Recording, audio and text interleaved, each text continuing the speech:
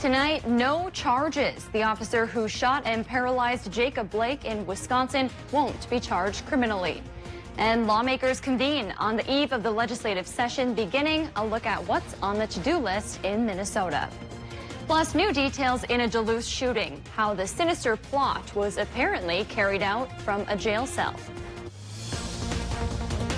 From CBS3 Duluth, this is the CBS3 News at 6.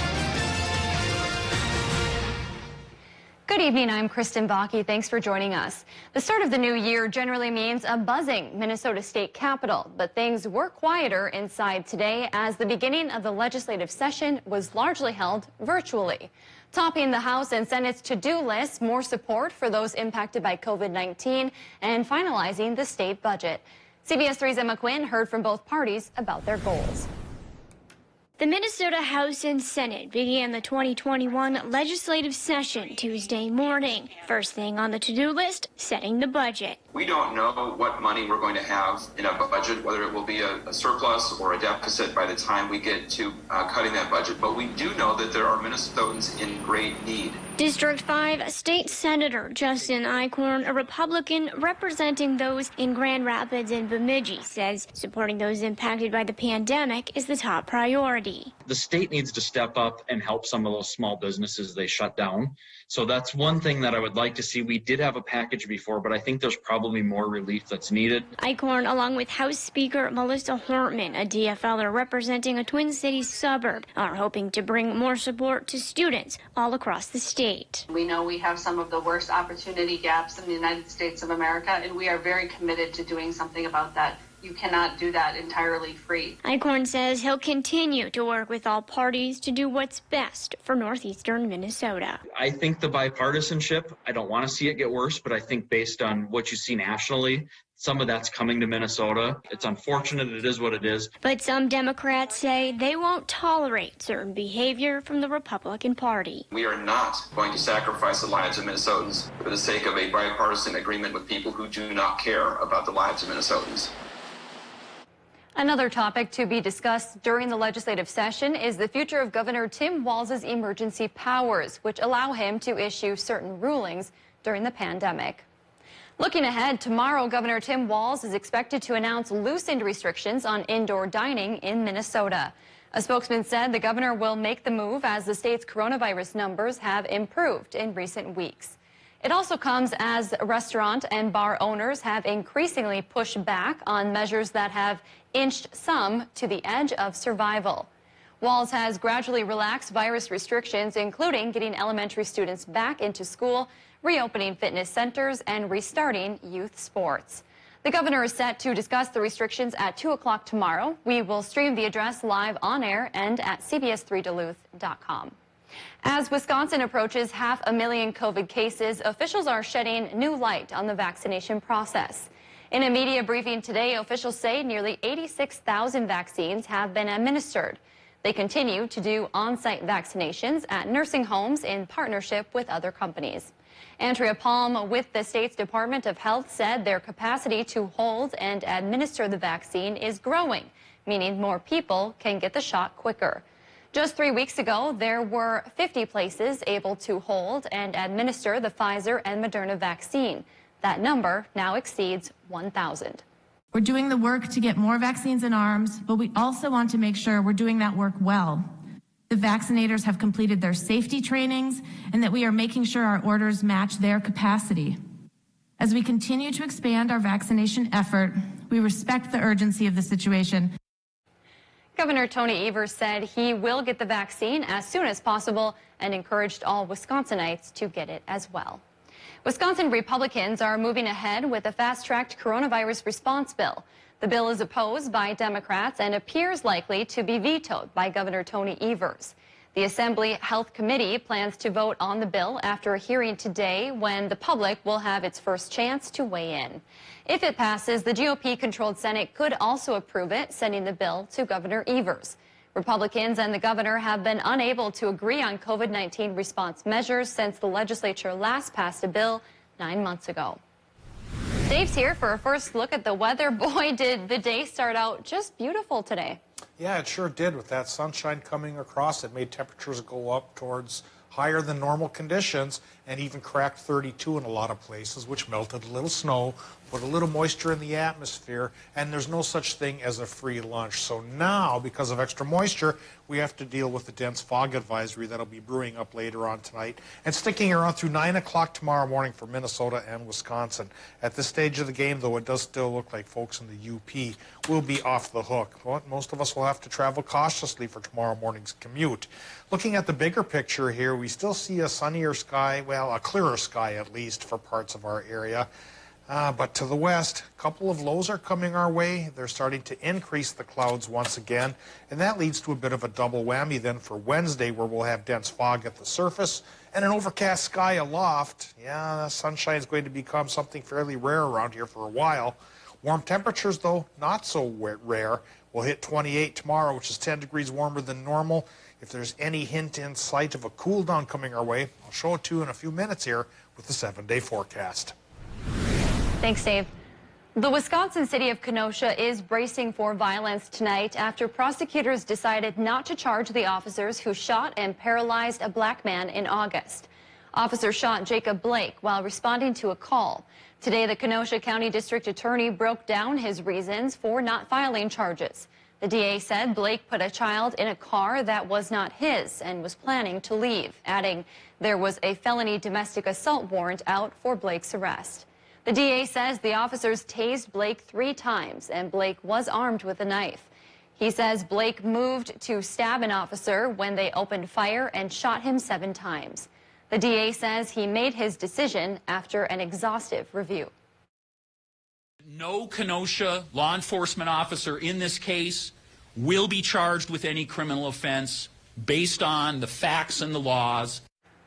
The DA says Blake won't be charged either. Civil rights attorneys and attorneys for Blake released a statement saying they're disappointed by the decision. They say today's decision failed Blake and the community who demanded justice. They also say it sends the wrong message to police that it's okay to abuse their power. His representatives have said Blake was trying to protect his kids when he was shot. Wisconsin Governor Tony Evers mobilized the National Guard ahead of today's decision, preparing for possible protests tonight. The Jacob Blake shooting sparked protests in Kenosha, and the Illinois teen who killed 2 people and injured a 3rd during those protests pled not guilty today. 18-year-old Kyle Rittenhouse faces a number of charges, including first-degree intentional homicide. He pled not guilty to all of them. Rittenhouse traveled to Kenosha in August during protests against the police shooting of Blake. He shot and killed 2 men and severely injured a 3rd. He's out on $2 million bail, mostly raised through donations from people who called his actions patriotic. Charges have been filed in the wake of a shooting in Duluth. 19-year-old Alexia Cutbank faces a first-degree attempted murder charge and being a felon in possession of a firearm. 39-year-old Seneca Steeprock is charged with first-degree aiding and abetting murder and illegally possessing a firearm. The shooting happened December 29th in an apartment on Lake Avenue and West 4th Street.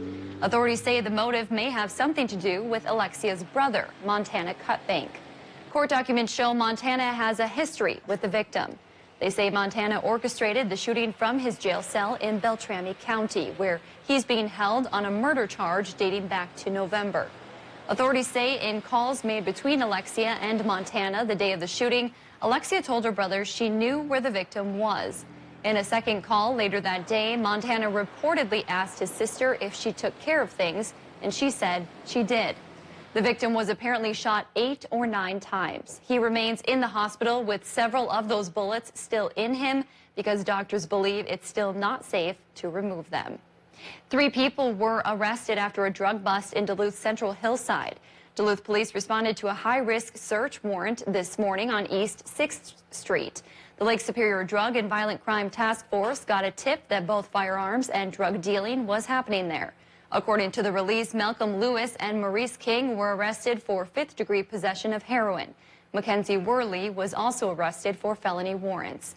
Heroin, meth, prescription pills, and $3,200 in cash were found during the search. The suspects also have other pending criminal cases for drugs and gun violence. More people died in fires in Minnesota last year than the year before. That includes this fire in Duluth, which killed a man back in August. According to data from the state, at least 53 people died in fires in 2020. That's up from 47 in 2019. Smoking was the leading cause of deadly fires, followed by gas-related explosions and cooking. Fire officials say people should test their smoke detectors twice yearly, have an escape plan, and make sure items like cigarettes and candles are fully extinguished before you throw them out. Still to come on Live Local CBS 3, with a new year, you may be looking to better yourself. A new trend is popping up that may help you do just that. 19 and 2 are our normals for today. 33 and 17 is what happened. And things will start happening and continue to happen like that pretty much for the next week. It'll be warmer than normal. It'll be snowier than normal, too. I'll let you know coming up after our break. Live, local, CBS 3 News at 6 with Kristen Vaki, Anthony Matt, Kelly Hinson, and weather with meteorologist Dave Anderson on Live, local, CBS 3.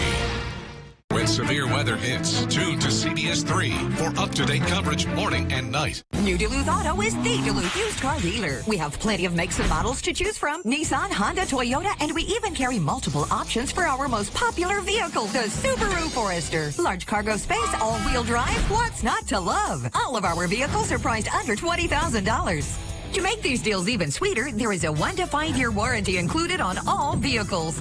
Give us a call, stop by, or view our inventory online at newduluthauto.net. Because here at New Duluth Auto, we are your Duluth used car dealer. With locations throughout the Northland and northern Wisconsin, Super One Liquor has you covered for all of your party and gathering needs. All of the low prices you've come to expect. Super One Liquor. Come for the service, leave with the savings. Complying with national guidelines is made easy with the CEDA's commercial touchless forehead thermometer. The Instant Read LCD digital display yields an accurate body temperature reading from 2 to 4 inches within half a second. From schools, offices, shops, and all other public places, keep yourself safe and compliant with a hands-free thermometer that's easy to install and easier to use. Visit www.cedusonline.com. That is CETUSonline.com. Don't let the weather ruin your day. Covered by a winter storm watch. Dave Anderson, Caitlin Moffat, and Peter Kavitkauskas. The CBS 3 weather team, tracking more than just severe storms. Dave. Welcome to the Kelly Clarkson Show! I can't even hug her. I'm touching people. I'm touching you. I'm touching you. This show is about connection. And not even 2020 and socially distancing ourselves, they're going to get in the way of that. Are we 6 feet apart? Let's just check it out. The major key is to make sure they watch the Kelly Clarkson Show.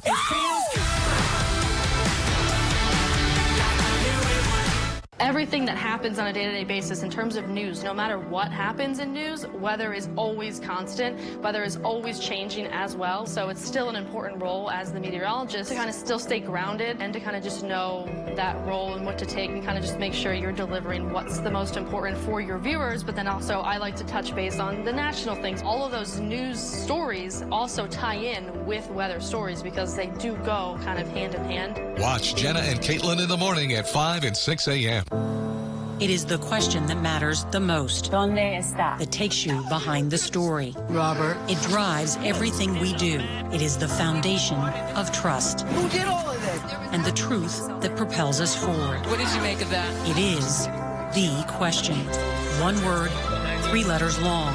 And without it, our purpose, that's news, and our freedom fade. This is why.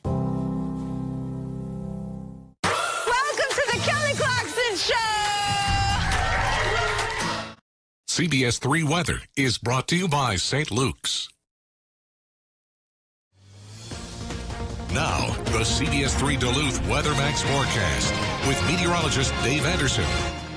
Thanks to a small slice of higher air pressure, we had a gorgeous day today with a blue sky. But as sunset started to roll around, we could see clouds starting to advance out of the west. So John Dahlman over towards Floodwood Way got this great shot of clear blue sky up aloft, clouds advancing from the west, and a gorgeous sunset peering through the clouds down at the lower levels over a bed of fresh snow, which winter enthusiasts should love. Well, as the week goes on ahead here, we may not see much more sun. It's going to become cloudy and stay that way for several days, and not much fresh snow is coming this week either. We have one chance, and that's really an iffy one, but I'll show it to you anyway with the 7-day forecast in just a bit. Right now, we show you the current conditions in Virginia, where, of course, the recent snows have still kept things on the wider side along the side of the road. Traffic, though, moving fairly well because the road conditions have been pretty good since that last snowfall, and probably will stay that way until Saturday. Saturday's our next chance of snow, and like I mentioned, it's a 30% shot at best. Current conditions at Duluth Airport, 24 degrees with a calm wind and a high pressure reading at 30.21, but that's going down a bit as higher pressure slips down to the south, and a couple of lows from the west try to take over the sky. But it's going to be a back-and-forth battle, which we'll explain in just a little bit. Right now, we take a look at our temperatures, 27s in the Upper Peninsula, lower 20s for much of northwestern Wisconsin at this hour. And some Minnesota towns have dropped into the teens, like Hibbing-Chisholm Airport at 14, but still 25 for Two Harbors, Ely, and Cloquet. Low temps tomorrow morning could go from, the lower teens inland Minnesota to close to 20 right by the lake. Warmer than normal for most places. And again, that warmer than normal trend is going to be with us for the week ahead. Today, we had sunshine from that small slice of higher pressure, and we can still see a clearer sky for much of our region, but the clouds are advancing from the west as a pair of low pressure systems work towards us.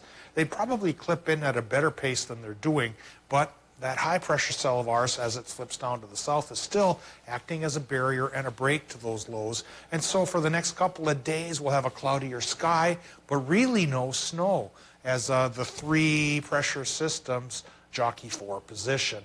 Maybe by Saturday, the lows will overcome the high and we get that 30% chance of snow. But right now, the latest charts indicate maybe an inch or two, if the big question, if the lows pay off. And again, with a 30% shot, it's not given, that's for sure. Well, for tonight, we're fairly certain our low temps in Minnesota are going to be going from 14 to 20, cloudy and foggy. So cloudy up aloft and foggy at the surface. Travel cautiously tomorrow morning. And for Wisconsin, cloudy and foggy as well, but perhaps just plain cloudy over towards the UP. Low temps that side of the world, upper teens. For tomorrow, daytime high temps, lower 30s with an overcast sky for Wisconsin and the UP. And in Minnesota, it's overcast as well with highs running 27 inland to 30 by the lake. Extended forecast shows that we will stay warmer than normal by at least a few degrees all week long. And after today's sun, we're not going to see much here through Sunday perhaps. Once we get that slight snow chance on Saturday, then maybe a little sun will peek out, but only a little, Kristen, Sunday, Monday, and Tuesday. All right, thanks, Dave. Though the holidays are over, the Duluth community is still in the spirit of giving. Life 97.3 and St. Luke's Hospital partnered again to throw the third annual Northland's largest baby shower. The goal is to support new moms in need. They're looking for donations of diapers, clothes, toys, or gift cards, which will be given to more than 5 pregnancy care centers across the area. I think about how already the need was there before a pandemic, but now if you have found out that you're having a baby, maybe even for the first time, those needs in a pandemic just seem to be amplified even more. And so I think you're able to donate until the end of the month. Drop-off locations are listed on our website. For most, the new year means new resolutions and a new beginning. That's the idea behind a growing trend. Dry January is when people give up alcohol for the month. For some, this is a long-term path forward. For others, it's a way to start the new year off healthy. B. Golding with Sober Duluth says he's seen firsthand it can bring a healthier, happier lifestyle. Coming up tonight at 10, we'll hear more from B about his experience and his tips for anybody thinking about going dry in the new year. Coming up in sports, high school hockey is back in Wisconsin. Kelly has a preview of the Superior Spartans matchup tonight next. Duluth Casino welcomes you back. COVID safety protocols are in place.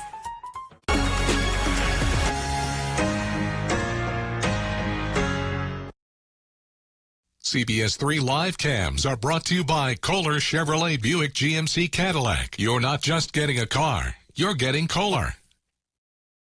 Home Furniture's New Year's sale continues with up to an extra 10% off sale prices, plus 0 down, 0% interest financing on any purchase until 2022, and free no-contact shipping. 10% off during the New Year's sale, only at Home Furniture.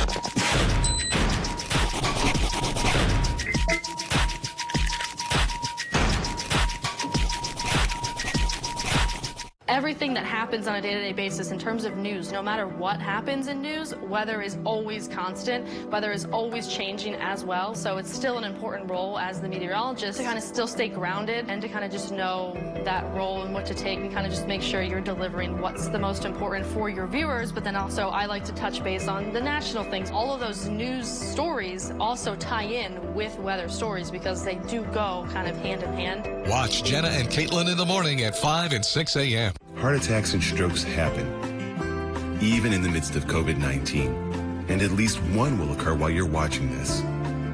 Heart attacks and strokes are medical emergencies. If you experience symptoms of a heart attack or stroke, do not delay seeking care. Call 911 immediately. Hospitals are prepared and can safely treat you. Visit cdc.gov/coronavirus to learn more.